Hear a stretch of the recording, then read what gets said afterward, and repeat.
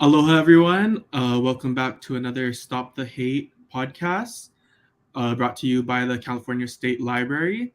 And we just want to go around and start introducing ourselves. My name is Ka'uahoa Hermosura. I'm from the island of Kauai, and I currently attend Menlo College, where I will be graduating in May 2023.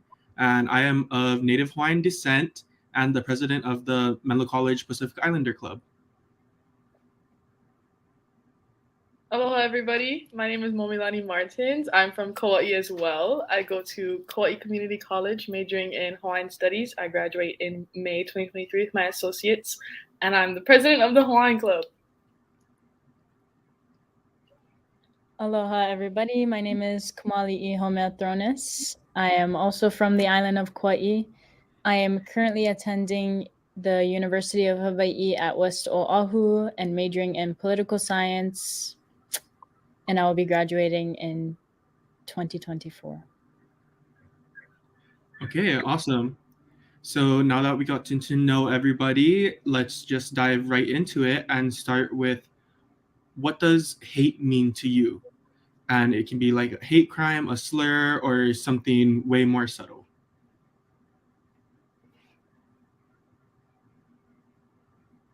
So I think hate here in Hawaii happens on a more subtle scale, like you mentioned. It happens a lot with microaggressions towards fellow Pacific Islanders, whether locals notice it or not, but there tend to be a lot of microaggressions towards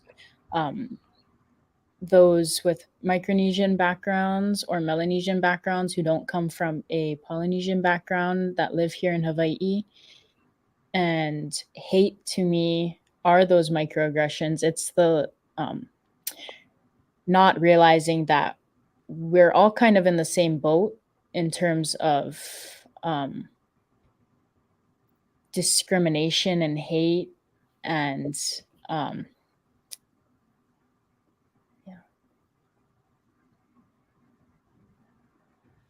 Okay, so for me, a lot of the hate I see is a lot of like inside jokes or just jokes in general. No matter like what descent you're from, especially like Micronesian jokes that I see all the time, especially from local people or Polynesian descent. We often, I don't want to group everybody together, but most people often target Micronesians or Melanesians just because they're different from us, like commonly you said about discrimination, microaggression. But sometimes it's like really direct, and I'm just like, that's hate right there. Like if I've ever seen one, that's hate right there. So Yeah, awesome. Thank you both. I definitely agree. Microaggressions is a form of hate that I don't think is talked about a lot, especially even outside of Hawaii when you're traveling. Just like the little things, like oh my gosh, we had a luau for our 50th anniversary, or we go to Hawaii every 2 years and we love to stay at this hotel or something. Sometimes those things are like, to me, I even consider as microaggressions because they're like coming towards you from the perspective of like tourists and fantasizing Hawaii and like Pacific Islanders. And yeah, it's not always the best feeling for someone who's from there that has to deal with real situations. And I guess following this topic, how do you react when you see hate or discrimination directed at those other groups? I know you kind of talked about it, but if you want to elaborate more. a lot of times for me, when I like hear the jokes or the discrimination, I'm just like, we're 2023 right now. I didn't think that we were normalizing or we're still normalizing these like racist kind of jokes and discrimination towards like no matter what culture you come from. Also, like when I see it on social media about fantasizing or glamorizing Hawaii, I instantly go in the comment section and just see how like the comment section is doing, like the state of the comment section. And then honestly though, over time I've been on TikTok, it's kind of like frustrating to comment back and argue with people because they come from a place of ignorance where they don't even want to listen to your point of view or like where you come from, even though I am from Hawaii and like Kanaka. So like that's kind of frustrating. But sometimes like I do comment back because there are some people who is like willing to learn, willing to hear like what everybody has to say. So that's kind of how I react. Yeah.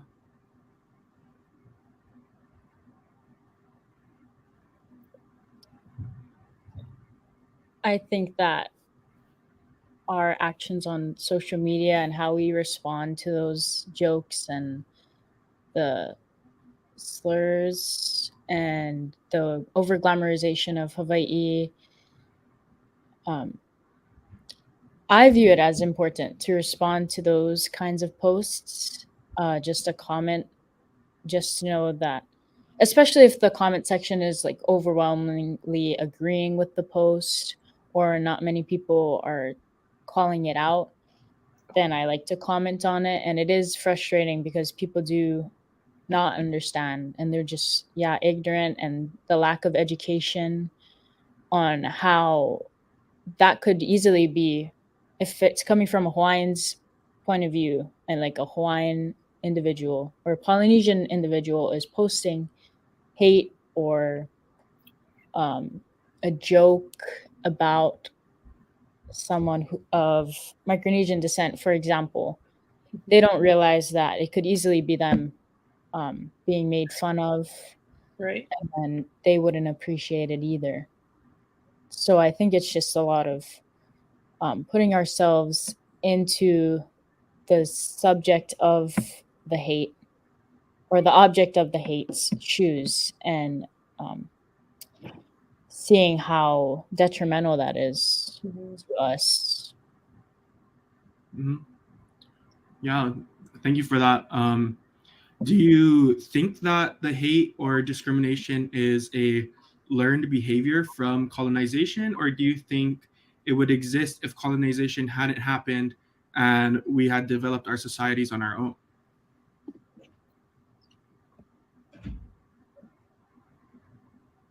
It's a good question.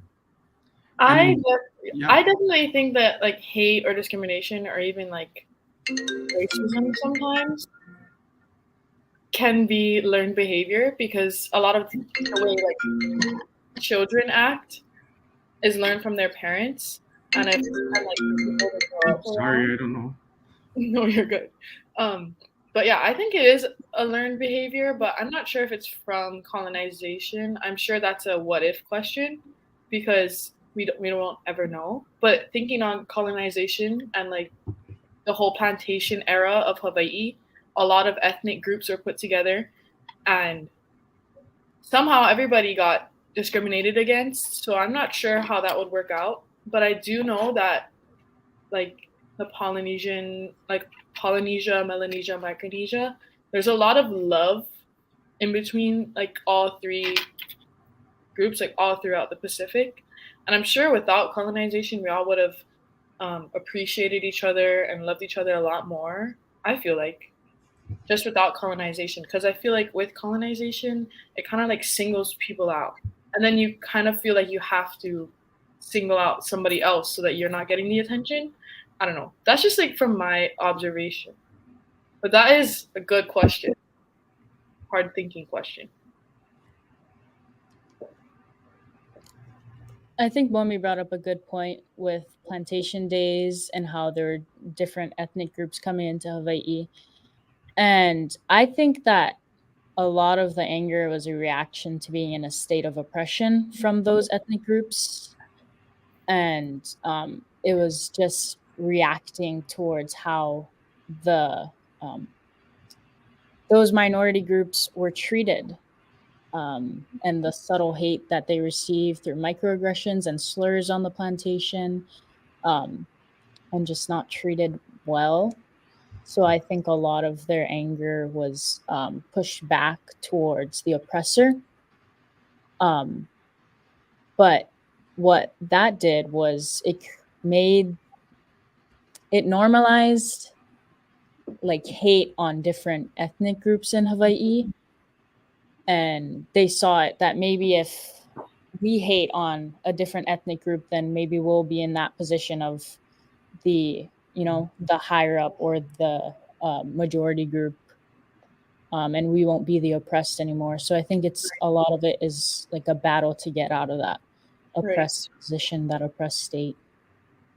You bring up a good topic because the direct example, or like what is it called, like the direct effect of it, like would be the song Mr. Sun Choli.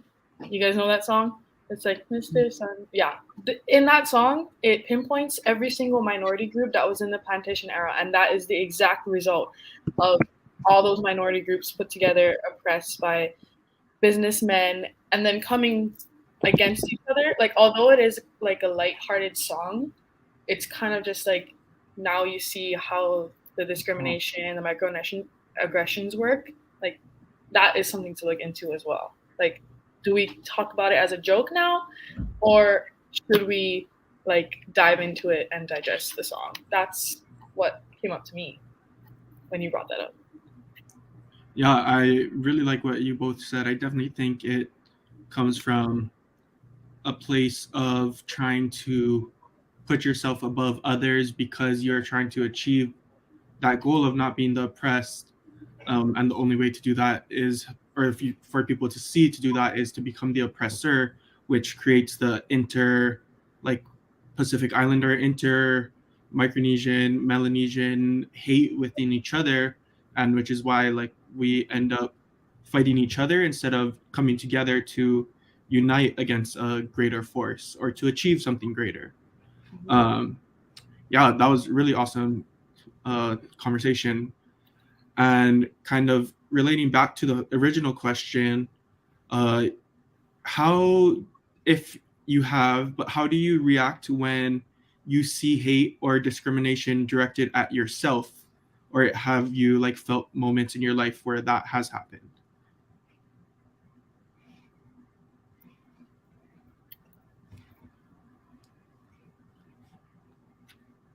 Being a lighter skinned Hawaiian, I get a lot of jokes directed towards me that I'm not Hawaiian enough, or I don't look Hawaiian, or they try and ask me how um, how much Hawaiian I am in terms of blood quantum, which is a whole another topic. But um, I I'm a fluent Hawaiian speaker, so I like to use Hawaiian language in my daily life where I can. If I know somebody else can speak Hawaiian, if I see them in the grocery store or something, I'll speak Hawaiian with them. And there is this one instance. I was like 14, working my first job, and one of my old teachers from elementary school came into my job, and we were having a conversation in Hawaiian. And there was a line forming behind her, and there are these two older ladies.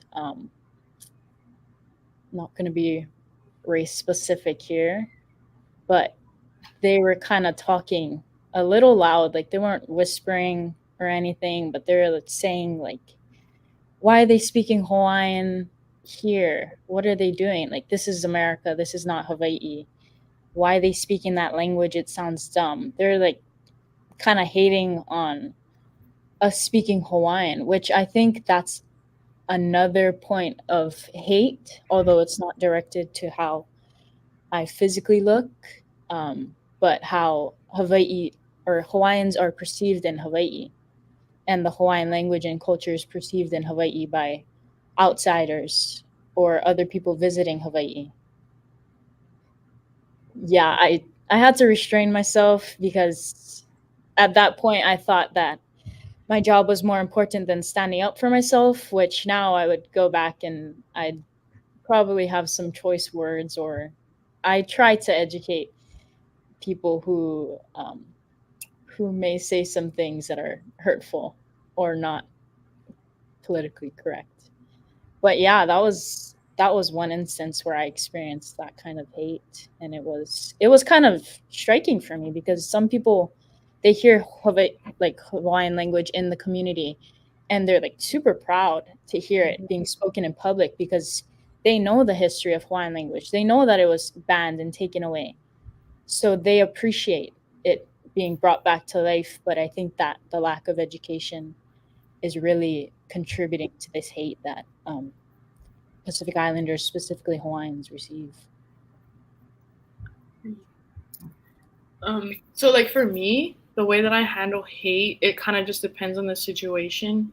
For example, about a few months ago, I posted a video on TikTok about like an Iwi Kupuna related issue, and it kind of blew up a little bit. And I would get these hate comments like, "You're a stupid Hawaiian, you're a dumb Hawaiian," kind of feeding into the stereotype that all Hawaiians are dumb.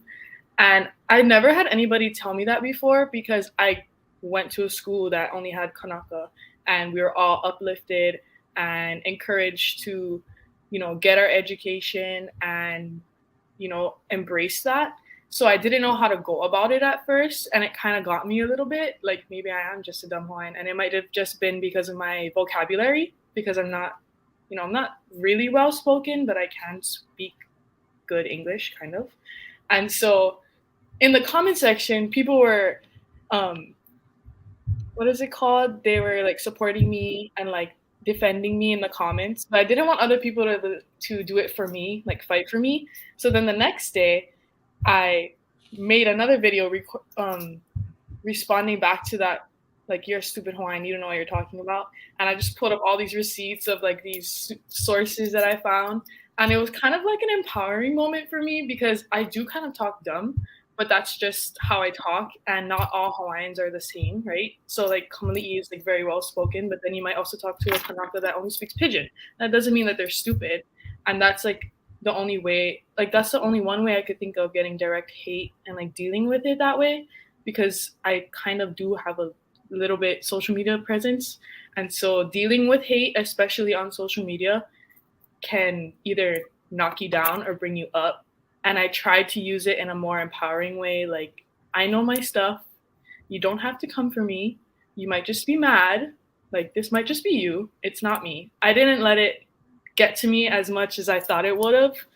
But yeah, that kind of hate, like this, "Oh, you're a stupid Hawaiian, you're a dumb Hawaiian." Like that, I just laugh now because they just don't know and they don't want to listen. So that's one way I dealt with hate.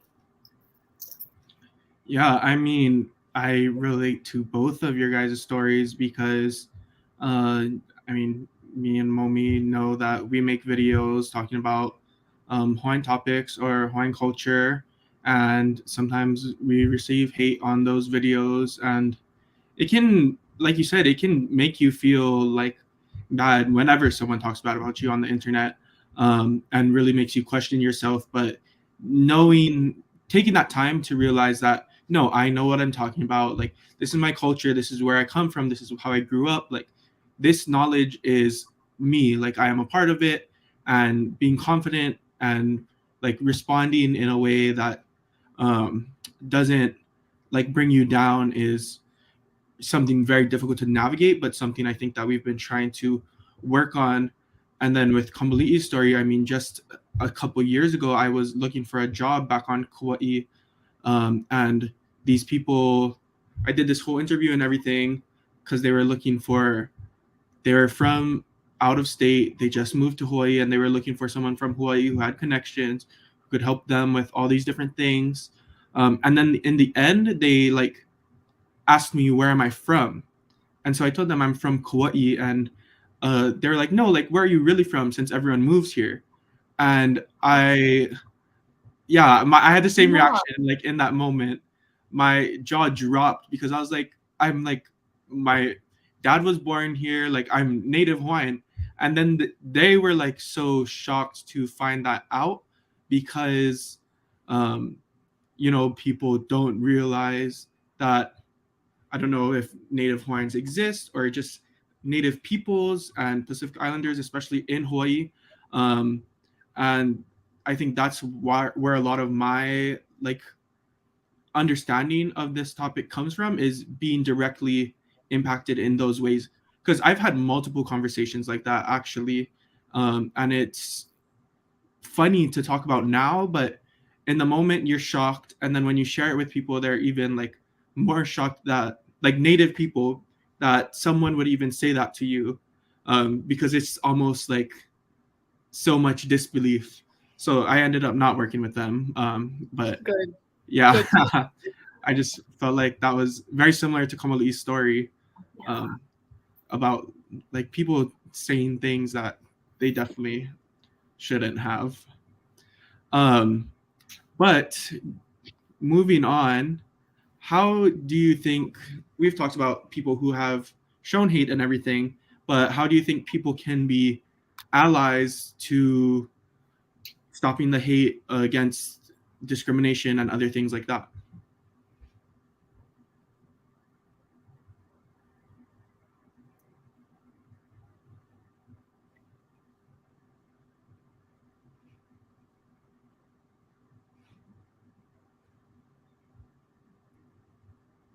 Or to make it simpler, or in another context, like if you were to give out of state people recommendations, about when going to Hawaii, or just like someone who asks you about learning more about the culture, um, and then kind of relating that to stop the hate or like discrimination, and how to show up as an ally to Native peoples, to Pacific Islanders, rather than someone who is just kind of like inconsiderate tourist type.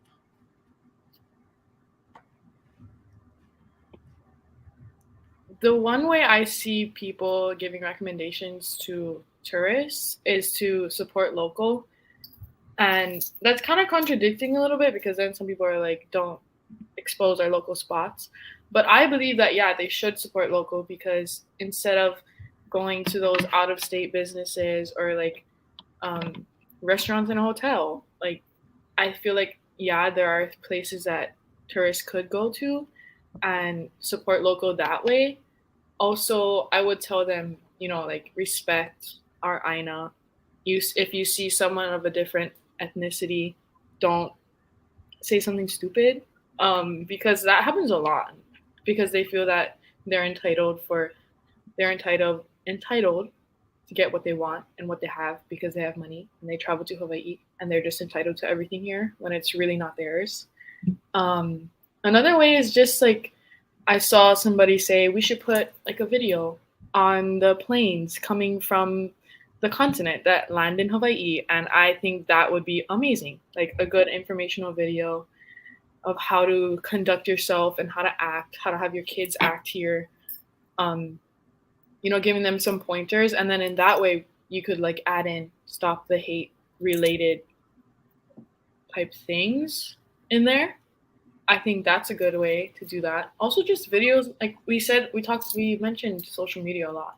And just by posting ways to support our Polynesian cousins and Melanesia and Micronesia, like just in that way, spreading aloha. Although it does sound a little cliche to spread aloha, it's the real truth.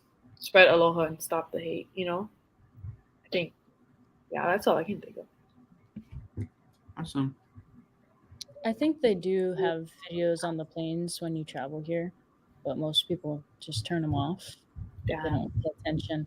I think if we're thinking on a large scale here, I think just rebranding how Hawaii is perceived and portrayed by mainstream media and movies, and just the overall outlook that visitors are seeing before they travel here. And I saw this video about what Hawaii's brand was the other night on Instagram, and how it's like branded as like, grass skirts, coconut bras, like, things that aren't really Hawaiian, and how we should rebrand that.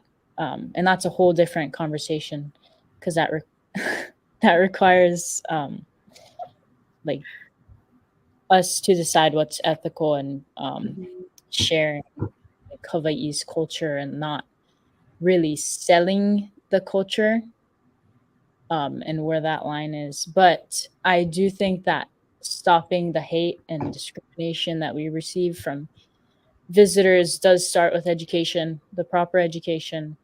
Yeah. And that's like a really big Yeah. conversation we had. Like we try to do it here in Hawaii, and we can only do so much if we teach our kids like what Hawaii is really about. We really got to try and up our outreach onto the continent and other places and actually teaching them about what really happened here and our true culture. Yeah, I mean, I agree with what both of you said again, because I think education is a big part of it, and something that I don't want to say we lack in, but are not as strong in as like Hawaii and being from Hawaii. And I think that going forward, the more education we can have and put out, like such as things like this, stopping the hate podcast, and having our voice heard, can help in these topics and alleviate these concerns. But going back to something you said, Kama, about the movies and how Hawaii is portrayed and Pacific Islanders are portrayed. What last week we actually talked about this a little as well in the first podcast. But do you think, what are your guys' perceptions about these movies? Do you think they're good or bad, or are they? I know that they're not depicting us as we want them to be, but do you think it is helping in having people learn more about Hawaii and not the with these newer movies and not like the original stereotypical grass skirt coconut bras like you said?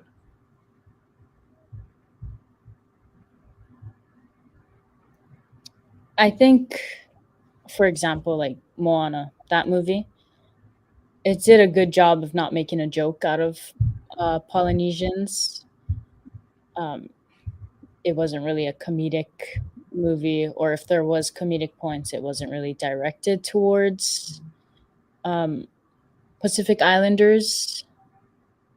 They could have done better in making Maui less comedic, even though his character, like in Mo'olelo, he does have like a mischievous side, which could be perceived as humor. Um, but I think it's what they show in Moana, and then it's how people absorb that. Um, and a lot of people see, oh, this movie on Disney. Let's make a Halloween costume out of it, or let's dress up as it. And I think that's where the issue is nowadays. People don't realize that that's also hurtful, using our culture as a costume or as a commodity to be sold.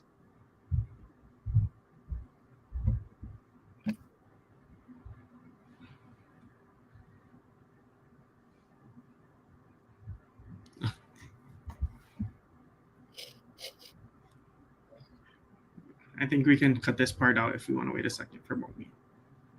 Okay.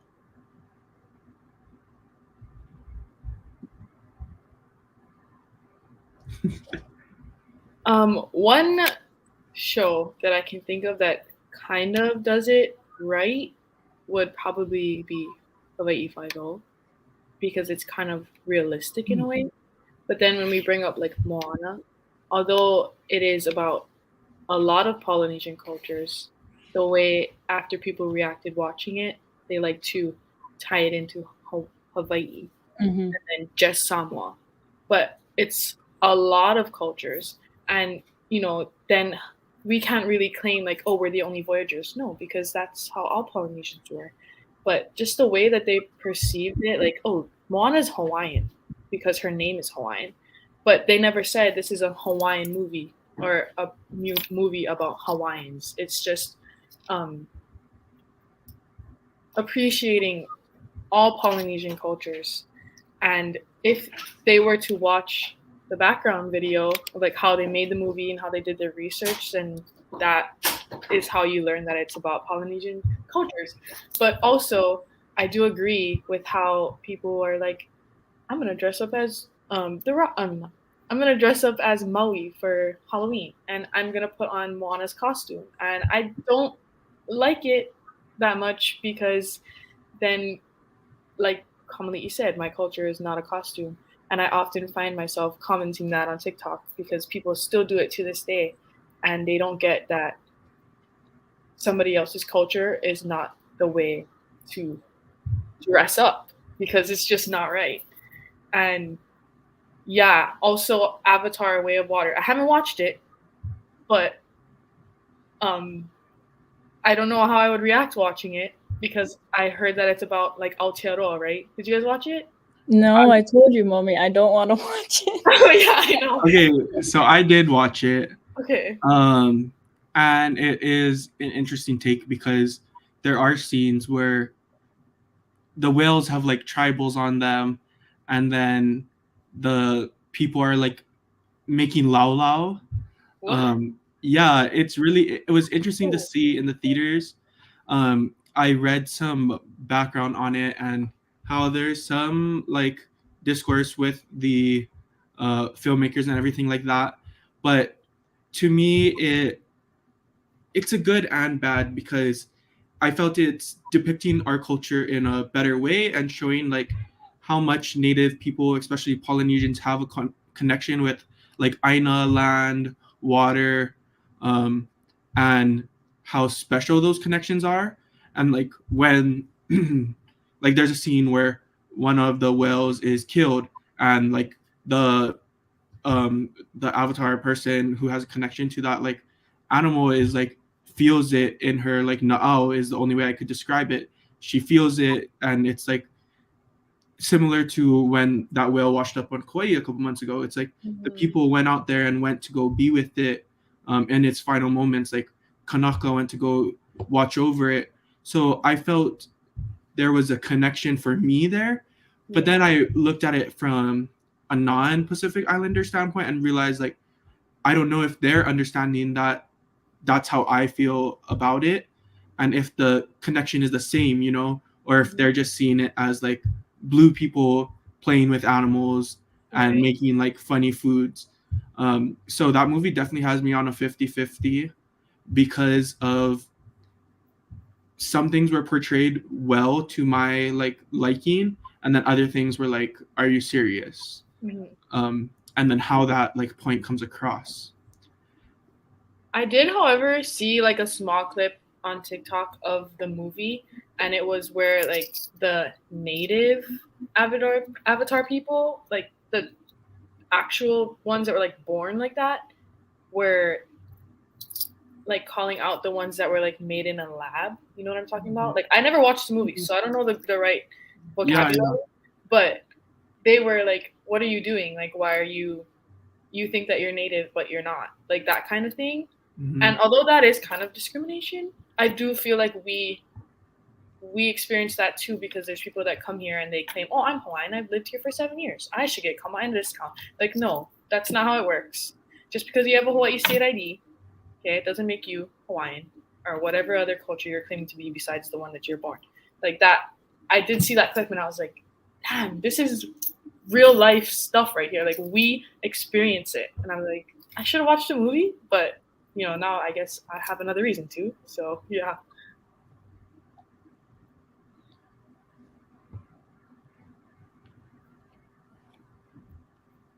I don't know if Kalma has anything to say about that. No, I don't want to watch Avatar. No, that's fair enough. I've seen the other things about it. I don't know who made the movie. That's one of the things. Because, yeah, I'm like, if they're depicting native culture, is it from a white person's perspective, a non-native person's perspective, or do they have cultural consultants or what? Who decided to put that in? You know? Let's do our research and then we can decide if we want that's to. fine. Yeah, I think that's a good idea. Yeah, but I'm also going back to like the Moana part. We kind of like talked about it portraying a bunch of different cultures, but also like they chose the most stereotypical like vision of him. You know, they could have made him look any way that they wanted to, and they kind of made him like this round big guy with long bushy hair. And The Rock literally voiced Maui, like, and then they made him look opposite of what The Rock looks like, especially in all those other movies. So it was interesting to me to see that and like talk about it of how, like you said, Kamali, do they have cultural consultants on these things, and how much are these people like putting into it, and maybe why do some of these things get passed that aren't like the best looking, and everything like that. But that was like my final thought on the movies pieces. I don't know if you guys had anything else to say.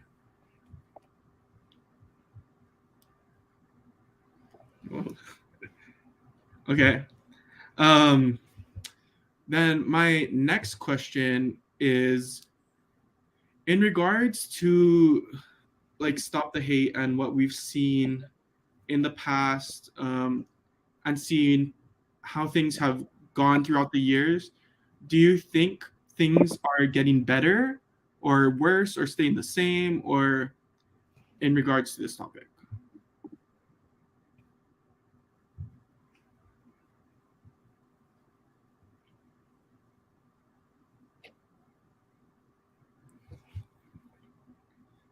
I think that our issues are becoming a lot more mainstream instead of, I don't want to say that in a bad way, not mainstream like, oh, everybody experiences this, but mainstream as in receiving spotlight.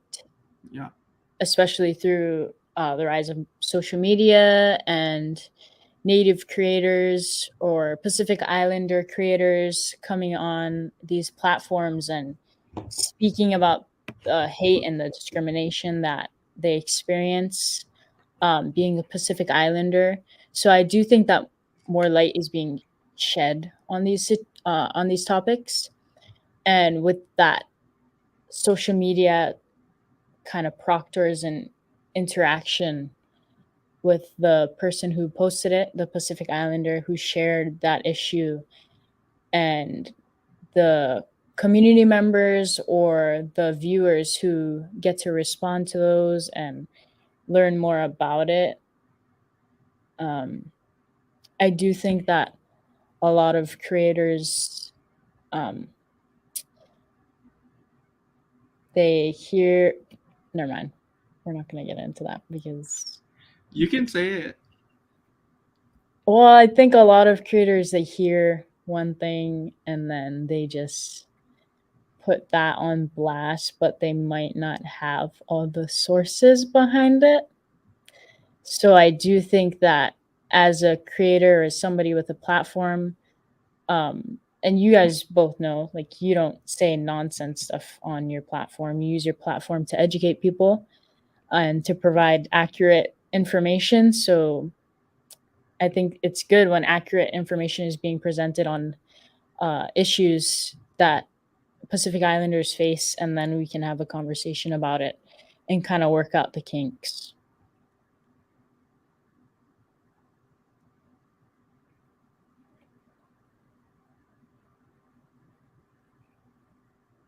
Okay, sorry, I got distracted. Could you repeat the question? Yeah. Sorry, I know you cut out and everything.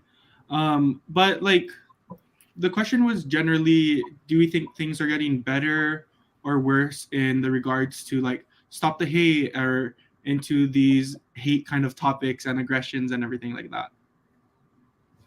Okay. I think kind of piggybacking off of what Kama said, a lot of people that like have a platform often don't know the full story. That's why that one time I was talking about, people are like, you don't know what you're talking about, you're stupid. Like, I actually did. And I think that if we prioritize knowing our stuff and making sure that we're not just spreading it like gossip from any kind of people that we talk to, then we can put out there the right education. And that kind of leads into like educating others about like Hawaiian history, because not to like take us to something else plus someplace else, but like in textbooks from schools on the continent, it says that Queen Liliuokalani gave up Hawaii and our kingdom instead of how she got overthrown in her own house. You know what I mean? Like, I feel like, yes, we are moving forward, but there's a right way to move forward, and we just need everybody to be on the same page, say the right things, know their stuff before putting out things that are wrong, you know, or not exactly wrong, but not exactly right. You know what I mean? Yeah, I mean, I love that you brought up Queen Liliuokalani because as today we are recording the show on March 31st, it's the last day of Women's History Month, or Women's Heritage Month. A lot of these women in Hawaii and Hawaiian culture aren't talked about as much because a lot of the focus is like the only time they're talked about is the overthrow. And like you said, people say that she gave up her throne or things like that, and not a lot of outsiders know. So I don't know if there's like, personally, I know we have all been benefactors of Princess Bernice Pohi Bishop, and like being able to receive education from her and like things from her to continue and come out to be these intelligent and smart and outgoing Kanaka to talk about these topics. But I don't know if there's any women that you guys would like to recognize or talk about and like give them a moment for a second. And yeah. For me, the one person I would sorry. Okay. So the one person, am I cutting out? Can you guys Nope. hear me? Yeah. Okay. Okay. Okay, so the one person that I would like to recognize or I look up to a lot is Honanike Trask, the late Honanike Trask. You know, she was a very empowering woman. She always fought for what she believed in. You know, she stood up for Native Hawaiian rights. She was an activist. Like, she's all of these things that I want to be as a wahine. And she is like, to me, she is the definition of mana wahine. Although some people don't like her because of the way that she carries herself. And I feel that even in that type of hate, that's empowering because, you know, they've liked to, because in the past, like bring her down a lot. But she was an academic, she was a doctor, a professor, you know, and in all that she was a Kanaka, and that's what I adore about her. And she never was scared to say what was on her mind and fight for her people. And that's one person I would highlight.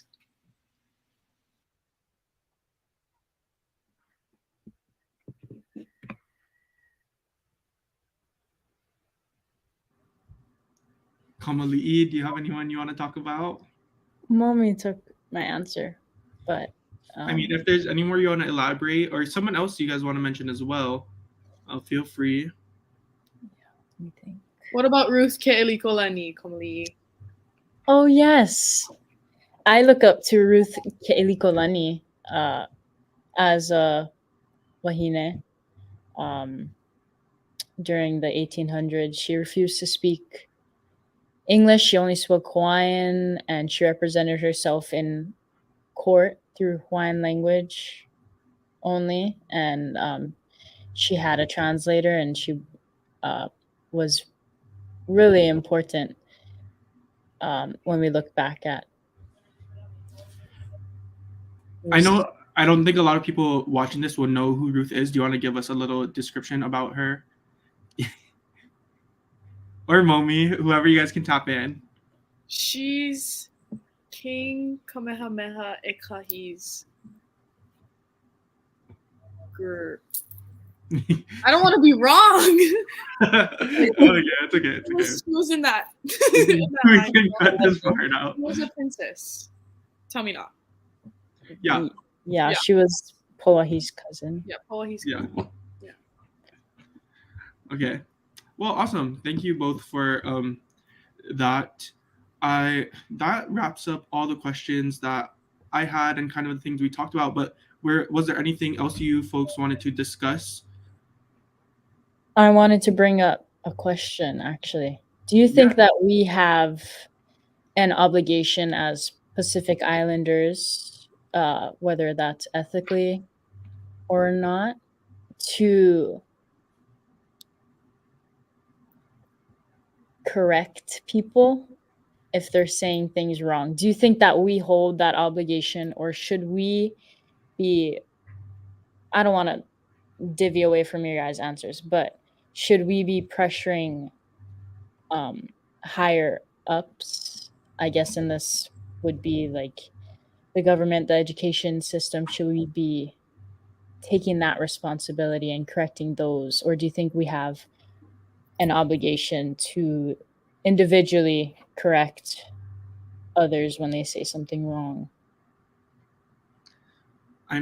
Oh, you can go, Mommy. I mean, personally, I think that correction in not like a disrespectful way is also a form of education, which we talked about is super important aspect of learning.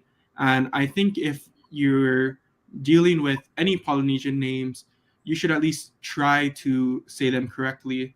Ask a native speaker or ask someone who knows how to say it correctly on how to say it. And even if you make a mistake, like try again or correct yourself. And so I do think that, like, as native people, as Polynesians, we do have an obligation to, correct people when they say something wrong, or at least provide them guidance and not do it out of a way of hate or anything, but as a kind of moment to learn.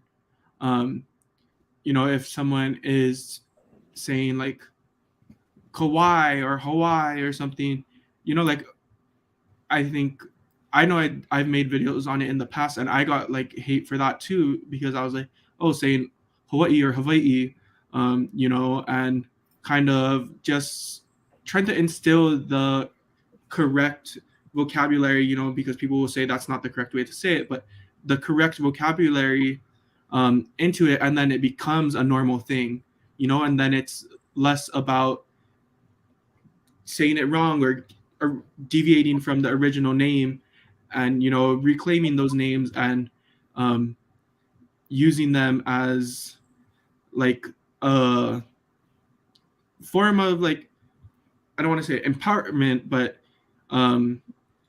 just like back to the way they used to be, and stop using, I also like deviating a little from this, but stop using the English names for places in Hawaii and using the original names. So like everyone says tunnels, but my dad actually doesn't even like to say that, and he says like he'll say pukas sometimes, but he'll also say like other names, because he's like, that's not the name of the place, that's not how we grew up knowing it, and that's not what we should call it. But yeah, sorry, that's my take. No, you're good. I think for me, although I'm not as spiritual as I want to be, like if you feel in your na'au that that you feel that tug to, like not defend your culture, but like in a way defend your culture and correct people in the way of our kupuna, then by all means do it, because in that way you are obligated because your na'au is telling you to. But then I also agree that yes, there is a way for us to get to the higher ups and then change the narrative in the government, in the legislature. And, because they really make the changes in Hawaii. And, without bringing up these issues and topics that we feel so strong about and like educating people, correcting people, if we don't bring it up to them, then it's never really going to change. So I think that yes, you are obligated to correct people, because if you feel it in your na'au, you have to do it. That's what my belief. And then yes, I feel that it's also like the government and legislature's obligation as well, because when they choose to be for the people, they are for the people. And if they don't choose to be, then we need to get them out. Anyway, that's a different topic. But yeah, yes for both questions.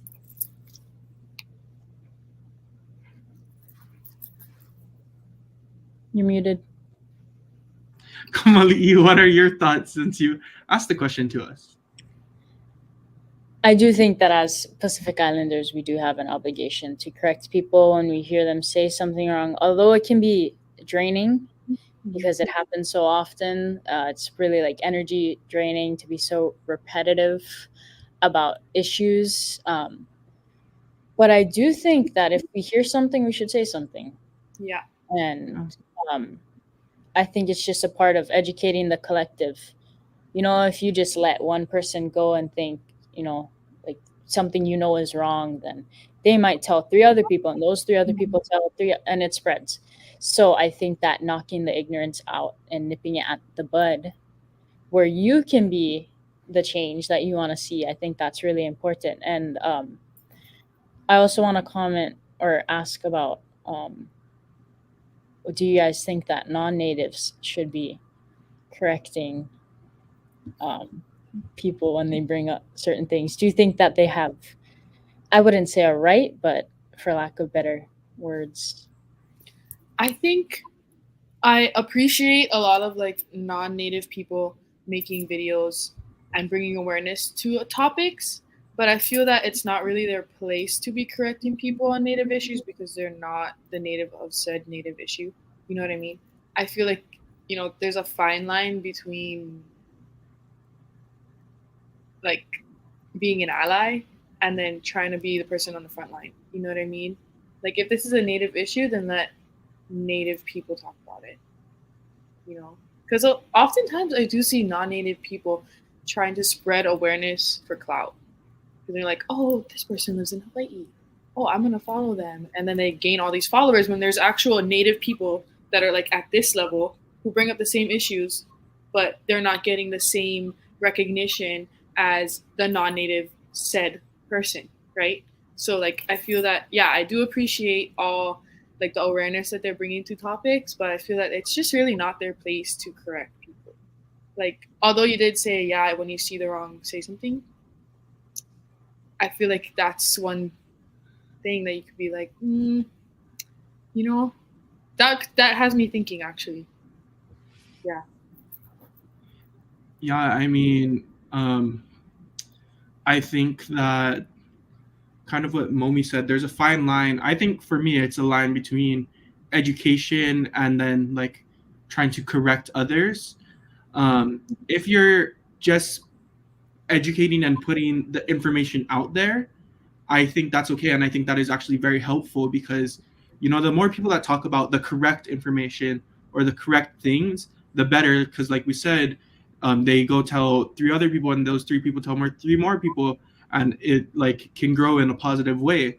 But I think there's when it changes from education to correction, especially when non-native people correct native people, there can be like this thing where it's like you don't know what you're talking about because you're not an actual native person, and then it's just like a back and forth that can get ugly.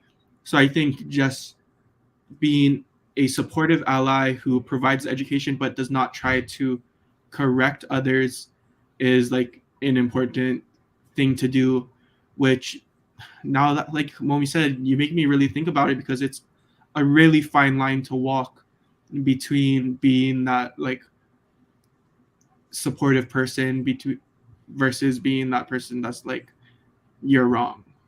You're right. These are some good questions, bro. Yeah, I think that I don't know if you have any more questions, but if that's it, I want to tell everyone thank you for watching. This was funded by the California State Library to stop the hate and focus on Pacific Islanders. Tonight we had a group of Native Hawaiians, all from Kauai, but who have experienced different things and been through different parts of the world to get to know what it's like as living as a Native person in these different circumstances. But I want to say thank you to both of you, Momi and Kamali'i. And yeah. Thank you for having us. for having us. Yeah.